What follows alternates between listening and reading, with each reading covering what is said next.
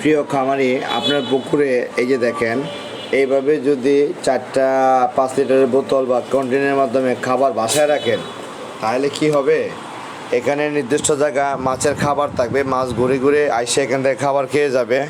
আর এই মাছের এই খাবারগুলো কী হবে, অনেক দিন থাকবে, আর মাটিতে লাগবে না, মাটি পচবে না, মাটিতে গ্যাস তৈরি হবে না, অ্যামোনিয়া হবে না, কার্বন ডাইঅক্সাইড হবে না, পানির পরিবেশ ভালো থাকবে। আর মাছজন নো টেনশনে থাকবে যে সে ঘুরে ঘুরে আসে এখানে খাবার পাবে, তখন কিন্তু তার স্বাস্থ্যের গ্রোথ ভালো হবে, তার রোগ বালাই কম হবে। আর আপনার পুকুরে যদি গ্যাস না হয়, কার্বন ডাইঅক্সাইড না হয়, তাহলে কিন্তু এমনিতেই মাছ সুস্থ থাকবে, পানি সুন্দর থাকবে, পরিবেশ ভালো থাকবে, আপনি খামার লাভবান হবেন। এইভাবেই যদি আপনারা মাছ চাষ করেন লাভবান হবেন।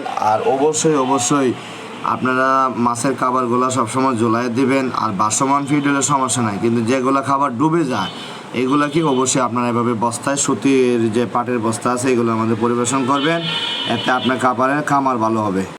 আমি মাছের খাবারের বিষয়ে যে আলাপগুলো করলাম, আপনারা এগুলো একটু বিস্তারিত চিন্তা করবেন, আপনার খামার ভালো থাকবে, আপনার মাছ সুস্থ থাকবে।